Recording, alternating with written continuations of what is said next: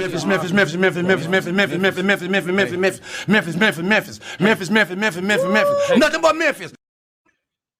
Nothing but Memphis, Showboats, right here on the Captain's Log. I am your host, Brandon, aka the Captain. And boy, we got a jam-packed episode for you today. All right, we're recording this right after the Dispersal draft results have dropped officially on the UFL.com. Head over there to check out the full roster. They got it over there for you. So let's dive right into it. Before we get to the roster, man, let's check out the coaching staff. Coach Flip was on doing an interview with Eli Savoy. A lot of you over there in Memphis should be familiar with old Eli on the sports talk radios. He was with Coach Flip talking. Coach Flip was making some Memphis media rounds out there, and he talked about his coaching staff that he has assembled. If you follow me on Twitter, you would know that he retained Carnell Lake, which a lot of the Memphis fans are familiar with. But other than Carnell, pretty much everybody is coming from the New Orleans Breakers staff that was with Coach Flip last year in New Orleans. So, quick breakdown of these guys real quick. Let's get to it. Obviously, head coach John DeFilippo. His offensive coordinator and wide receivers coach is going to be Doug Martin, former New Mexico State Aggie head coach. He was with Flip last year, helped put together that offense that was prolific, pass happy, awesome. Okay, record-breaking running back in that offense. So Doug Martin sticks around with Flip. DC's Carnell Lake, like we said. Running back and special teams coach is Kirk Dahl, another carryover from the Coach Flip staff from last year. He's actually been in the USFL the past 2 seasons in New Orleans specifically. So he's been with Coach Fedora, and looks like Coach Flip liked him enough, kept him on, and for good reason. You know, he was the running backs coach with Coach Flip, and their running back went on to set the modern record for rushing yards in the USFL, Wes Hills. So sounds like a pretty damn good coach to me. Also, he coaches special teams as well. His special teams units are always very solid. Had a great kicker in Matt Coughlin last year. Good, solid special teams unit. They didn't lose games because of special teams. You know, they were kind of that nice, rare, all 3 elements of the game: offense, defense, special teams, all work together. So after that, we got the tight ends coach, TJ Vernieri. I hope I'm pronouncing it right, because I'm probably going to have him on the show here pretty soon in a little bit before training camp. So TJ, please forgive me. You'll be able to correct me when you get on here. So he's been in New Orleans as well the past 2 seasons in the USFL, been the tight ends coach at the Breakers the whole time.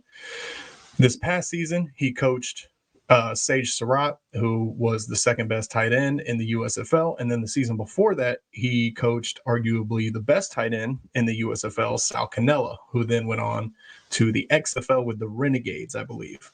So TJ's got a good, solid track record in the USFL. Can't wait to talk to him later on the show. Introduce you guys to him. Cool guy. Then we got the offensive line coach, Jim Turner, another guy that was with Flip last year. The Breakers offensive line, obviously big part of helping Wes Hills set those records that he broke. So seems like Jim's got some good pedigree. Gonna be here to turn this line and get our quarterback standing upright. So after that, you got the defensive line coach, Cornell Brown. He spent 2 years in New Orleans now, coaching guys like Davin Bellamy from year 1. This past season, that defensive line was nasty with Keontae Shad, Henri St. Amour, dudes like that. He coached them up and had them looking good. Last but not last. Then we got the DBs coach and the defensive quality control coach, another carryover from Flip's Breaker squad last year, Hunter Hughes. And then the last coach to be announced is the linebackers coach, Paul Pasqualoni.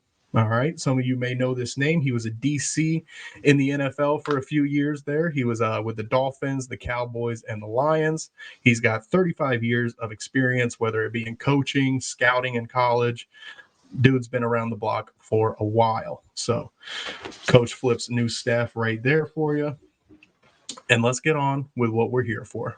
The Dispersal draft happened today. You saw the results probably on my Twitter, on Facebook, in the Yacht Club somewhere.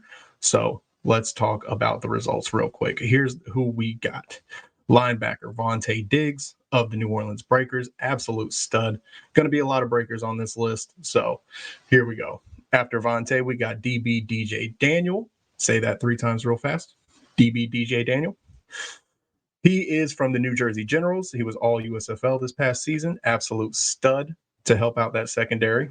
We got offensive lineman Kurt Kelly, another New Orleans breaker. We have tight end Sage Surratt. Big time pickup here. Like I said earlier, TJ Vernieri coached him. He's coming over here with us, back with TJ again, hopefully to put up the same numbers, if not better, this year than he did last year. And let me tell you, Sage, go check the numbers. Still on the Fox Sports app, still on the Fox Sports website. Sage was dominant. After that, we've got another offensive lineman in Sidney Wells. He was a Breakers offseason signing, so we haven't seen him play in the USFL yet, but he was from UAB. Then we've got Vinny Papali coming back. This one made the Yacht Club real happy. I know you guys are huge fans of Vinny Papali, and how can you not be? You know, son of Vince Papali Sr., the movie Invincible with Marky Mark. Vinny Papali Jr. has carved out his own path here and became a USFL star, really, these past 2 seasons. Got to show off in front of the Yacht Club last year for the first time in front of home fans, because Vinny was with us in year 1 as the Bandits when we played in Birmingham. So awesome to see Vinny come back, dude. He's going to be the quarterback's best friend. He's always going to be there. Third down pickups, short yardage touchdowns. And then, hey, not just those. Go check the clips. Vinny's got some speed, okay? Sneaky athletic, lunch pail guy, you know, first in, last out, coach's son, you know, sneaky quick. So shout out Vinny coming back to the Yacht Club. He actually signed with the Breakers in the offseason. So it seems like Coach Flip might have already liked Vinny, brings him on back. Huge pickup here. We got 2022 USFL Offensive Player of the Year, Darius, the human bowling ball, thick thighs, save lives, Victor, okay, from the New Jersey Generals. Absolute stud. The dude just mows people over. Really excited about this pick because the Showboats running game was leaving a lot to be desired last year. Darius Victor, right now we only have 3 running backs on the roster. 2 of them were drafted. We drafted Darius Victor, and then our other draft pick was Kennedy Brooks, running back out of Oklahoma. Absolute stud. The Oklahoma Sooners fans went crazy for him. He had the the game-winning run in the Red River rivalry here recently. So excited to see what he can do. I believe he was picked up by the Stars in the offseason. So signed on with the Stars before they were inevitably folded. Showboats get to pick him up, and I'm pretty excited about that one. But currently with Darius Victor, Kennedy Brooks, and Kareth White, a holdover from last year, we have 3 running backs on the roster right now. So might bring in 1 more in the next dispersal draft. We'll see how that goes. Another big play guy in the passing attack to add to Jonathan Big Play Jay Adams. Did I talk about Jay? If I didn't talk about Jay, let's talk about Jay Adams, okay? Breakers fans will know him. He had that amazing catch in year 1 all over my Tampa Bay Bandits. I've been seeing this dude kill my teams for the past 2 years, 2 times a year, okay? Glad that he's finally on our side, finally going to be making those big plays for us. And alongside of him, we brought in DeAndre Overton, another wide receiver. He was actually with the Stars. Underrated receiver. You know, they had Corey Coleman over there last year, but DeAndre definitely stepped up when he needed to be and when his number was called. We got defensive end Colin Hill from the New Jersey Generals. He was on that defense with Chris Orr and Hercules Mataafa, and kind of just another under-the-radar guy, but still so solid, man. Every team has beefed their team up so much with how much talent was available in this draft. So everybody to me is a steal. In this draft, everyone was a steal. Everybody won this draft for real. All these USFL teams got so much better. Going on from Colin Hill, another defensive lineman, we got Tyshawn Render, also from the New Jersey Generals. Catch myself.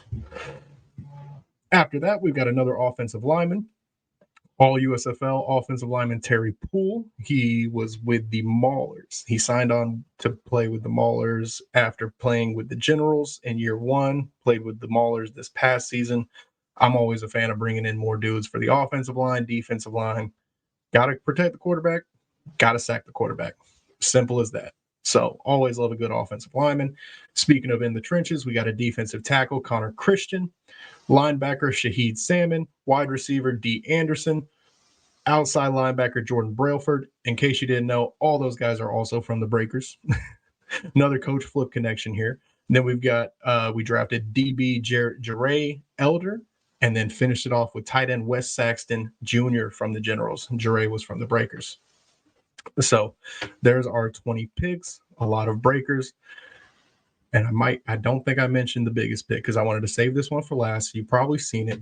We've got the chef, the captain, Mr. Case Cookus, folks. He is in town. He's going to be a Memphis Showboat. They've been playing his highlights on the Twitter all day. I've been playing his highlights. I put out a sweet graphic that my boy Ace hooked us up with. Boy, this Showboats offense just got nasty. Okay, we added some good pieces to the defense. Listen, we added some great pieces to the defense, but I wasn't concerned with the defense last season. It was the offense that I was concerned with. We addressed those issues. We've got an offensive-minded head coach.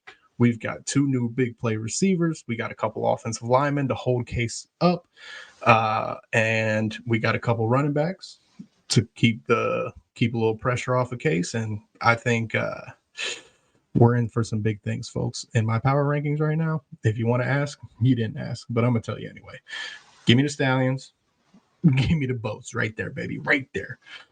Yes, every team got good. It's going to be very hard to do these power rankings, honestly, because they just got to pick from all these all-pro players from other teams. So it's going to be awesome. And then here's the crappy part of this, the unprotected players. So these are the guys that will not be making it for now. They could be picked up later at a later date because right now the roster sits at 62. We're allowed to bring in 75 guys to camp starting in February 24th. There will be 75 guys on the roster to report to camp. So we have the next draft coming up on January 15th, the next dispersal draft, and that's where all the unprotected players from all the teams and all the draft picks from this last draft that didn't get picked up, huge pool of players to choose from, more chances for teams to get even better. So a couple of the guys that we lost today for now, I'm going to say for now, because these guys could all be coming back. Like I said, we got running back Ezra Gray, wide receiver Osiris Mitchell, offensive lineman Darta Lee, center Matt Burrell Jr., defensive lineman Corey Thomas, a couple edge rushers in Big Cat Bryant, Aaron Hansford, Kazeen Daniels, linebacker Nate Hall, safety Antonio Fletcher, and they got the long snapper, y'all. They took our damn long snapper. We've still got Alex Kessman at kicking, Brandon Wright at punting. Ryan DeSalvo, the long snapper, is no longer with us for now. Got a feeling he should be back. If he's not back and he gets drafted by somebody else, great pickup for them. Good job for Ryan, but we'll be on the lookout for a long snapper being brought in. You know, maybe these teams don't value a long snapper that much right now, so they think they can get away with it until maybe training camp to bring one in and really see what he's got. But I don't know. You know, they always specialists at the bottom of the hill. You know, they always pooping on the specialist guys. I'm sorry. I don't do it. I love my long snappers, love my kickers, punters, but the roster for now, like I said, it sits at 62 players. You can go check that out on the UFL.com. Next draft coming up is January 15th. That's where we will fill out the rest of the roster and get it popping, guys. You know, it's been a hell of a weekend, whirlwind weekend. I was trying to do a whole bunch of things at once, had a whole bunch of picks getting leaked all throughout the weekend. So good to have a nice official recap. This has been the Captain's Log Dispersal Draft. Everything's been good. Go Boats.